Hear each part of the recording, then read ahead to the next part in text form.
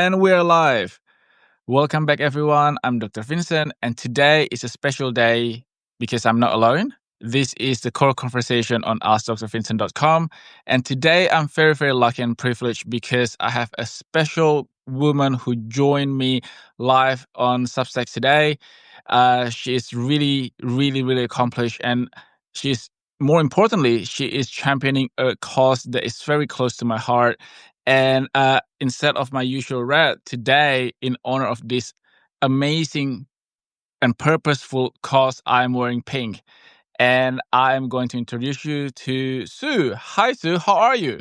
Hi, Dr. Vincent. I'm very well. Thank you for having me on today. Thank you for allowing me to have you because, as you know, I am very passionate about the Nappy Collective charity, which is a charity with you at the helm. You are the CEO of this amazing organization. And I've been talking about this charity for probably a little bit over 2 years now, but I want everybody to hear about the amazing work that the Nappy Collective, as well as yourself, um, have been doing, are doing, because the thing about this crisis, and I put the title on our podcast today, is the hidden crisis in a lucky country. When I first heard about it, I thought that this is impossible, that things like this can happen in Australia. But I'm not gonna steal your spotlight. I want you to tell a little bit about your amazing organization, Sue. Thank you. And it is an amazing organisation, which I've been a part of for a very short time. But it was started by Sandra Jacobs, she had a baby and she was at home, and she decided to volunteer at a women's domestic violence shelter. And when she went there, she realised that these women had left with just the clothes on their back. They had nothing with them.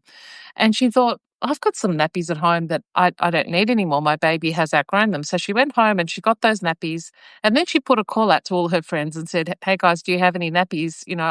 This is what I'm doing. And there are women that don't have access to nappies. And that was in 2013. That's where it all started. And from there, we have grown and grown. So we're now a national organisation. We repurpose donated nappies, and we also have companies donate them to us. And we work with about 300 or so volunteers throughout Australia who do so much work to actually help get these nappies where they need to go. We work with over 800 charity partners, and we've got 840 collection points. And so people can drop their nappies off, our volunteers pick them up and then take them to one of our charity partners, some of which are women's shelters, food pantries, all sorts of charities which are helping families in crisis. And as you said, it is a hidden crisis, and people don't seem to realise that it is a real problem in our society. And I explain it to people like this: if you see people queuing up for a box of food at Food Bank, and you can see them, they are queuing for miles, then how can they afford nappies that are $20 or $30 a packet? And you'd need to buy that every week. It's very clear to me that it is a real problem. And if you're living below the poverty line, which 1 in 6 children are living beneath the poverty line, it's a very real problem. It's really sad because Bob Hawke said that by 1990, there shouldn't be any child in Australia that lives below the poverty line. But here we are now, and I don't mean that. This is something that people don't think about, because I do believe that us Aussies, we are very, very quick to help. The issue with this particular crisis is that people don't talk about it because there's so much shame, there's so much stigma and judgment. N- Actually, not by other people, but mostly from the parents themselves. Because I have to share with people, you know, this story very well too, because the first contact point that I had with this amazing organization, the Nappy Collective, was when I myself became a parent, and I saw a collection box at the hospital, and I was like, this cannot be true. But it is fact, for it is an everyday reality for thousands and thousands of parents and children in Australia that they can't have access to basic needs, including nappies. And you mentioned it's $20, $30, and newborn babies, I can speak from experience, and I'm sure if parents are listening, they would confirm this statement, that newborn babies will use so many nappies every single day.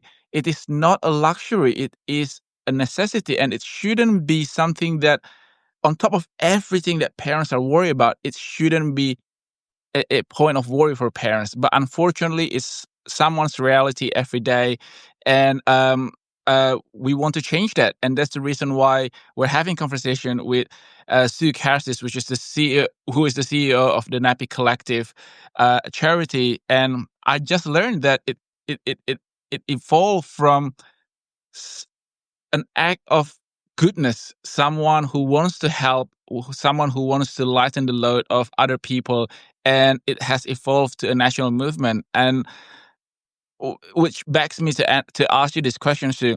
What has been the most rewarding part of leading the Nappy Collective charity in your tenure so far? I think it's what you said. It's a charity that is just based in kindness. It's about being kind to one another and understanding what it must be like. It's about empathy. So having experience being a mother, you feel guilty about everything, as you know. You feel guilty. Are you doing the right thing? Are you doing a great job as a parent? So to have, on top of that, feeling guilty that you can't keep your baby dry and healthy, it's really hard. So I think being able to make that difference, and we had a mother cry when she received nappies, and no mother should have to cry because she's received something as simple as nappies. But that is the case, and they're rationing them. We had another mother who was saying she had 4 nappies left because her baby had been sick and she was rationing them. So she would open them up in the morning, clean them out, and then put them back on the baby. It breaks my heart. And so this charity is the only charity in Australia which is actually doing something about this and helping people in need with nappies. And that's all we do. We just do nappies, and that's a huge need. We've just hit 1.5 million donated nappies this year. So, but the need is greater than that still. We need more, and this is something that when I first found out and learned about the Nappy Collective cause and initiative and your organization, and I talked to my friends and family, to my circle about this. Sometimes I feel that charities like yours, like the Nappy Collective, it's very hard to communicate the gravity of the situation, because for most of us, for a lot of us, we're at a privileged situation where we don't even have to think about the cost of nappy. It is something that in my mind, in our mind, in our human mind, is something that's so trivial. But if you feel that too, don't feel guilty, because I felt that too. Turn that feeling into a perspective that if they can't afford nappies, there are so many other things that they can't afford. Because this is something, the expression, when you have to go, you have to go. Imagine, as a parent, you have to ration nappies for your babies. How do you do that? People make do, but they shouldn't. So this is the reason why I'm very, very passionate about this, because as a health expert, not only, never mind the psychological effect, never mind the stigma and social issue, it is not healthy to put babies in wet or dirty nappies, because the leading cause of the use of antibiotics for babies is UTI, urinary tract infection. And it happens even if you change the nappies, even if you take the best care of your babies.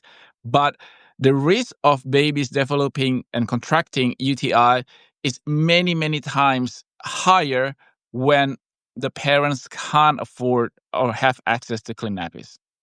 And that's what we've heard from maternal health nurses as well. They're giving out antibiotics left, right, and centre because the babies are getting nappy rash, all sorts of other infections. And that breaks my heart too. We have doctors saying to us as adults, I don't want to give you antibiotics because they're so bad for you, for your gut, for your immune system. And yet we are having to give them to babies because they don't have access to nappies. Because of something that is so avoidable. And I talked to someone the other day, and they were like, okay, well, when you put someone, especially kids and babies, through a course of antibiotics, you need to give them probiotics.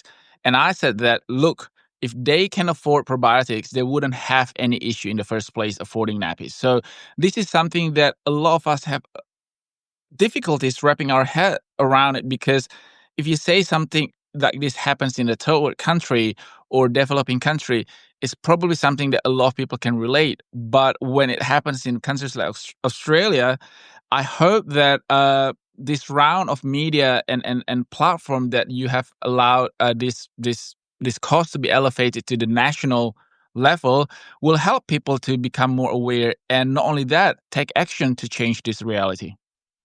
That's right. And it's just a small action. It's donating nappies at one of our collection points. It's donating virtually the cost of a packet of nappies. We're not asking for huge things. We're just asking for small acts of kindness so we can continue to do the work that we do, because we really do rely on our volunteers. We're a very small organisation of 3, and we rely on volunteers to do a lot of that work for us. So a bit of help that will enable us to actually provide nappies that we can't access through donations. So at the moment, sizes 4, 5, and 6 nappies we just can't source. They're not being donated, so we need funds in order to be able to buy those and provide them to the charity partners who need them, and the mums and families who are waiting on these nappies and haven't had them for weeks and weeks and weeks. So you don't have to listen till the end of the interview to know how to donate. It's the nappycollective.com. But please do listen till the end, because I want to ask you um, about this campaign that I personally got involved with before even knowing anyone from the organization. That's I think the campaign is called "Dads Change Nappies Too," and I really want people to think about it, because this is not just mother's issue. This is not just women's issue. This is a family issue. And I always say that when families are strong, Australia is strong. So it all starts from family. Uh, do you have any experience with people, men in particular, coming up to you or volunteering? Because this is something that, especially those who have become dads, have a very personal experience with. Absolutely. We have got quite a number of male volunteers, dads, who help transport the nappies in different parts of the countries, who also help with fundraising because they do understand. And the reality is that families are choosing between food and nappies, or paying bills and nappies. That is the harsh reality of many, many families in Australia today. And we know that's true. And as I said, people can't afford food, let alone nappies. So it is a crisis, and dads are part of that crisis just as much as mums are. Families are part of that crisis, and families can look very different. Every family is different, but all families that are struggling understand that what the need is and why we are here and why we need help, because it's something that it is a crisis, and it's getting worse, and the need is just growing day by day. So, how do people? I know everybody's busy. Everybody has their own personal struggles, issues. Money's tight, but we're not asking for, like. I mean, if someone has a million of dollars, please do go to the nappycollective.com. Or I will even give him a personal number and I'll connect you with Sue. But in the meantime, what we're asking is basically just a little bit of your time, $1 here or $1 there. Can you put it in perspective to, like, say for example, I have $27 or $30 or whatever it is, a Yep. dollar a day, which is like $30 a month. How big of a difference that could make in someone's life, in a family's life? That's a huge difference. For $24, we can provide a family with a week's full of nappies. So that is a huge difference. $100 can provide a month's worth of nappies. So every dollar can make a real difference. And as I said, we mainly do it on donation. So we're not using money to buy nappies. What we're using the money for is just to fill in the gaps, because we can't meet all of the need at the moment with our donated nappies. And to be honest, in areas of the highest need, they're not being donated in those areas. So they're being donated in certain parts of the country and then not in others. And we can't afford to freight them all around the country. So we need local donations, or we need monetary donations so we can fill those gaps where they're needed. I know that people can go to your website, thenappycollective.com, to find these donation spots. And I think I have I'm in the Rosebery Mascot area. We have 3 here in baby shops, as well as some daycare and schools. But how do people find out where to donate, where to volunteer? Because I mean, when people know about this, I'm sure if you have an hour a week, or if you have excess nappies, if you know someone with excess nappies that you want to repurpose, give it to us. How do they find out about this, Sue?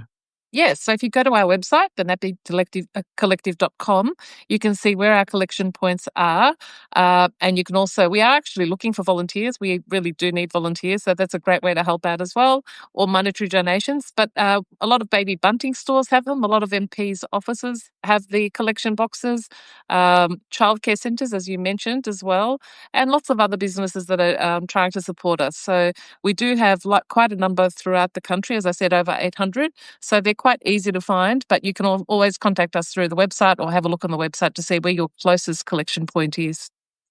And my DM is also open. Any question that you want to ask, I don't have all the answers, but I can direct you to the Nappy Collective organization, because I know that knowing the concrete steps, the plans, helps people to take action and to help relieve some of these crises and loads from someone's daily life, basically. You mentioned, Sue, that you and your organization have distributed 1.5 million nappies to families in need. Can you, without, obviously, privacy is paramount here because we want to protect those people who need the service, but can you talk more about which states, which city that these nappies are being distributed to, mainly because we want people, especially who live in the area, to, like, step up and pitch in. Yeah. So our biggest areas for of need, I guess, in Victoria, we've got the city of Casey, also a lot of regional areas such as the city at Loddon, Bendigo area, the Goldfields, Geelong, and New South Wales is also a large area of need. But there are areas of need where we can't get enough nappies. And an example of that is the Northern Territory into remote communities. Now, anyone who knows anything about Indigenous remote communities would know that the prices of any goods are triple, quadruple. So a packet of nappies there will be 3 or 4 times what it is here. So we desperately need to get nappies into the Northern Territory to help people living on remote communities who can't possibly afford them. I don't think anybody could afford $60 for a packet of nappies, but they're not being donated so much in the Northern Territory. So there's a gap between the donations and the need there. So we need to get more nappies into the Northern Territory, which is where the donation helps, because we can buy them locally and then have one of our partners ship them for free to these remote communities. And also regional South Australia is in another area where they're not being donated but really greatly needed. So those regional areas really, really need the support, but they're not necessarily being donated in those areas. That's Sorry, I pause, and because it just sounds like, nappies are something that's so basic. It's like a pack of tissues, a bottle of water, but still, to have these issues, it's very, very heartbreaking. Um, I know that the Nappy Collective organization is partnering up with some corporations that helps with supplies of nappies and everything. What do you need? What do you need from, aside from volunteers, aside from small donations from everyday people who wants to help, who wants to pitch in? If you can have a pick of a litter, if you can say, for example, for one day, you can talk to someone, and hopefully that someone is listening, or someone who knows that someone is listening.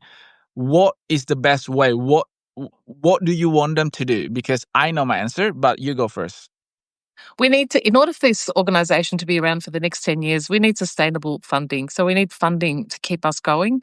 At the moment, we just rely on donations, and that's all. We don't have any sort of government funding or anything like that. So we need funding. So if corporates want to jump in and help us, or any big corporations or anyone else that can help to fund us so that we are around in the next 10 years, because unfortunately, these nappies are going to be needed in the future. It's not a problem that's going to go away. So I'd love to be around in 10 years' time and being able to do even more.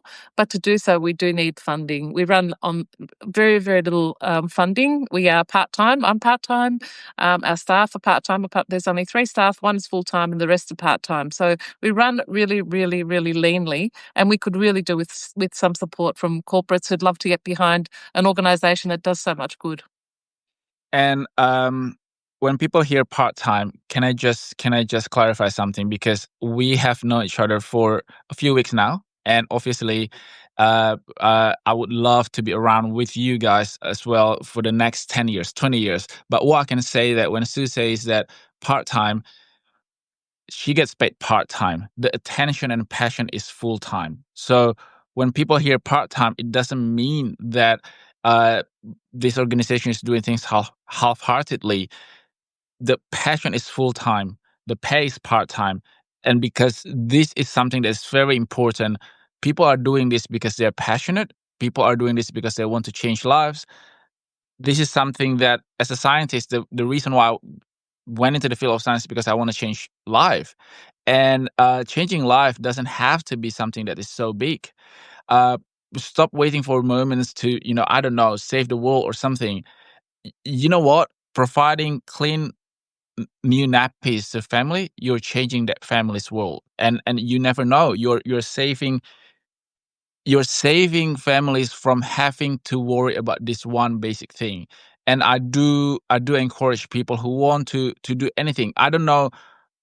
When I first got in touch with the Nappy Collective, I didn't even know what I could do. They didn't know what I could do, but reaching out and being in contact, it provides opportunities to amplify this message, because this is something that it's not as simple as, you know um, these families should just use reusable or should just use towels as nappies and everything.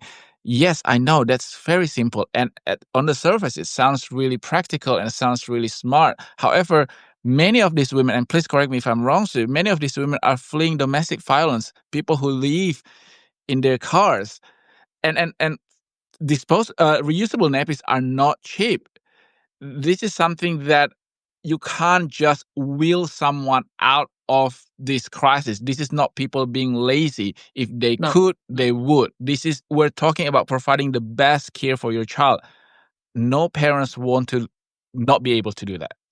No, that's right. These are single parent families who are just living on the poverty line, who are working but just can't make ends meet. These are women fleeing domestic violence. These are people who are homeless. We are talking about people who are struggling in all areas of their life. So, yes, nappies are just another part. I mean, they also can't go out. If you don't have nappies, you can't socialize. So the mental health impacts for these families are huge. You can't take your child to daycare because you need to supply nappies for the day. The impacts of not having nappies are so huge. You can't work, you can't leave the house, you can't socialize. So the And mental that health fits into impacts on that that vicious family, cycle it of. is. Yes, absolutely. And one of the things that you said to me that like was my aha moment at the beginning of our conversations was that you said that, and I immediately agree. Every parent, or almost every parent, has been in the situation where you're out doing your grocery shopping, you're out on the playground, and oops, you thought you have clean nappies, but you didn't. And if the anxiety and like the pressure at that moment, in terms of, oh my god, oh my goodness, and just the feeling when another parent offer you that clean fresh nappy, imagine that as someone's reality, an everyday struggle. So that really really struck a chord with me. So Yeah, and I think the sense of shame as I'm speaking for myself as a mother, that you would feel knowing that you just can't provide that for your beautiful baby, it's really really hard to it's hard to imagine, and it's hard to imagine how those parents cope, fathers and mothers, knowing that they can't do what they need to do. It's really really devastating. it is, and you're absolutely right about the topic of shame and the quote unquote power of shame that prevents people from even asking for help. Because I am very fortunate that I'm not in that situation. I know you are not in that situation, and most people in our circle, you probably don't know that they're in that situation. But when when I was born, my parents just started their own small business, and every single dollar, every single cent that they have went to the business. And my parents, both of them, work full time in the business while having a newborn. And I was born in Indonesia, so reusable nappies were the norm at that time. However, the disposable nappy was like God sent for my mom, because imagine my mom, and I'm not in any way equate the suffering with the people who need clean nappies that you and I just discussed about. But there are times where my mom had to reuse wet nappies because they're just very expensive. But she felt that she didn't have any other choice because she also had to build the business to make a living for our family. So that that was already very devastating for her. However, we are talking about situation of hardship that is many, many times that people who literally have no choice. I always say that when it comes to our health, when it comes to our financial situation, when people have good choice options, most of the time they make good options. They make good choice. But when people don't have options, let alone good options, they can't choose. And it is up to the rest of us to help uplift people. Absolutely. And that's the country we live in. We're here to help and give everyone else a helping hand. That's the Australia that I know and love. And I think at this time, we're in a cost of living crisis, and that is where we all need to get together and get behind people who are really doing it tough in the most basic of ways. And, not being able to afford food, not being able to afford paying their bills, not being able to afford housing, and nappies goes right along with that. So once you have one of those issues, you're facing multiple issues, and then all the mental health issues or impacts that come from that as well. Yeah. And call of action. I know that a lot of you probably have are waiting how to help.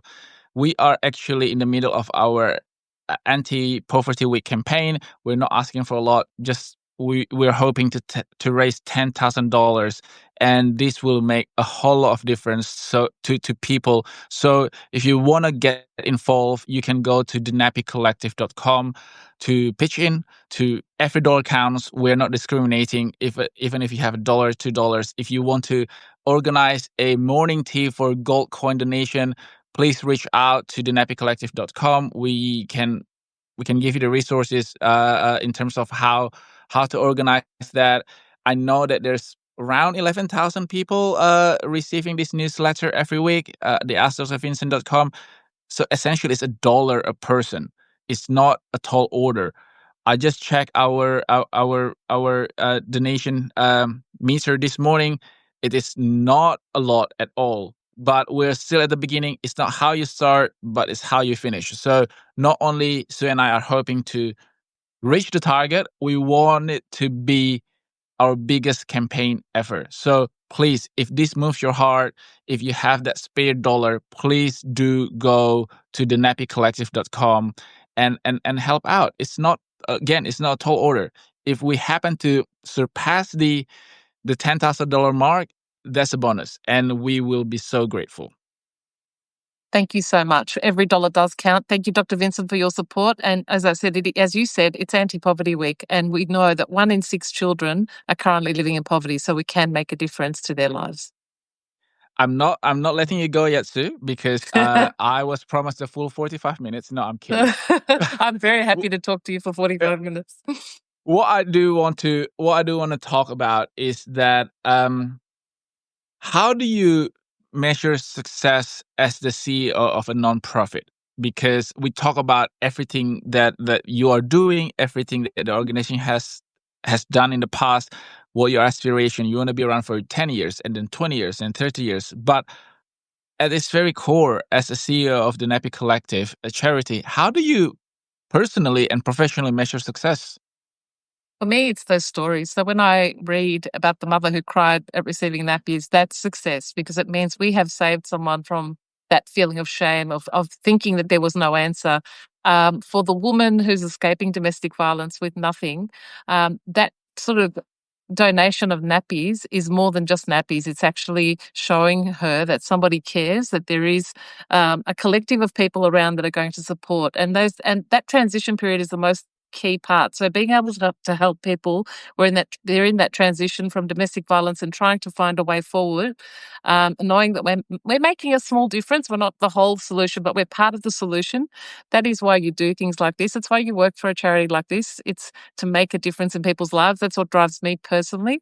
It's knowing that I wake up in the morning knowing that I'm doing something that's going to make a difference, and that is just huge. It aligns with my values of helping people. My parents came to Australia in 1965. They were immigrants from Greece, and they were battlers, like a bit like your parents. They came here with nothing, a suitcase, and so whilst we didn't live in poverty, I'm not saying that we did, but things were a struggle. We didn't have holidays, we didn't have fancy things. They worked. They had a dry cleaning shop, so I really understand and resonate with people doing it tough.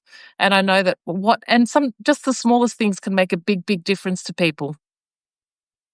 Yeah, I guess everybody. I do believe this. It doesn't matter how rich you are. It doesn't matter how famous, how successful you are. There are parts in your life that you are struggling with, right? So I'm not, and I'm sure you will agree with me. We're not trying to change the world we're not sending people to Mars. We're not building rockets. We're not aiming for Nobel Peace Prize, unlike some people. We want to make a change. We want to change nappies. That literally is what we are aiming to do. And we want to give the opportunity for parents to be able to do that too. Um, I also want to touch on, because more about you personally, Sue, because I am very fascinated, and also I admire a lot for people who work in the not for profit organizations, because I am in a for profit organization. I know it's very clear in terms of my KPIs, in terms of what I'm trying to achieve. So in a way, there's a lot more structure to my life, to my work life, to my organization. But I would imagine the same can be said for not for profit, but it's just in a different way. How do you motivate the team? How do you speak with such passion, aside from all the lives that you have changed, but more about how do you structure a campaign? How do you push yourself every day to reach that goals in terms of you know doing the good doing the good things to promote the cause? So I think you'll find that the people that work in not-for-profits are driven by their values.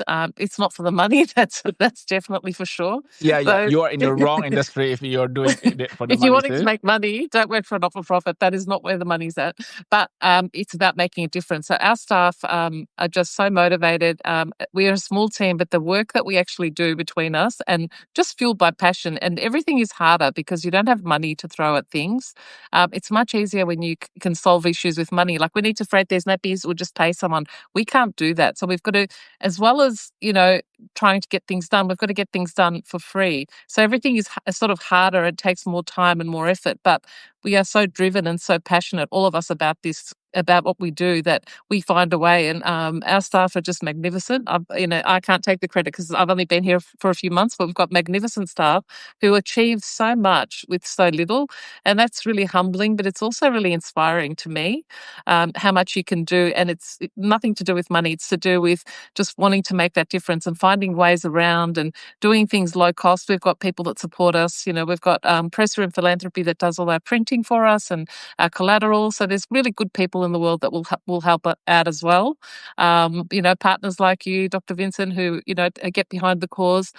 So we rely on people to help us as well. But we are, surrounded by very good people who do want to make a difference. Our volunteers, I have to call them out. They're just incredible. These are often either mums who are on maternity leave, or sometimes their grandparents, or they can be all sorts of different people who drive their own cars, pick up nappies, bring them back to their house, because we don't have a warehouse, we don't have an office. They count them, they sort them, and then they drive them to the charity partners. So they are doing so much work to make this happen. They're just incredible volunteers as well that we have, that we could not do what we do without those volunteers. So we're very lucky to have people who are as passionate as we are about making a difference. That is so well said, because the only thing that they want to do, the only satisfaction that they achieve from doing this, is to help people. And that's so selfless. And that is something that I aspire to do as well. And I do believe that if you can solve big issues by coming together, you can definitely solve issues as trivial as providing nappies. So we're hoping to do that this anti-poverty week through this anti-poverty week campaign. But as Sue said, that this organization is being run by volunteers. If you want to volunteer, please go to the website thenappycollective.com to find out how.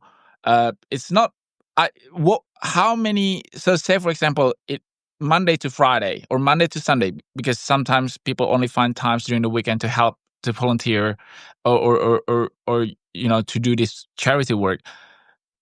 On average, how many hours out of a week that you require, not that you require, but people normally put in to help out with the Nappy Collective organization? Yeah, it's quite flexible. So if we get, so we have our collection points, and then those organisations will call us and say, "Look, we've got some nappies that to be collected. The box is full," and so we'll put a call out to our regional volunteers, whichever area that is. It might be, say, if it's in Geelong, we'll say, "Who's got time to go and pick up?" So it might just be an hour or two a week that they might go and pick up the nappies and then drive them to the charity partners. So it's quite flexible in terms of how much time you can donate. You can do more, or you can just do a couple of hours or an hour a week, and all of it's really valuable.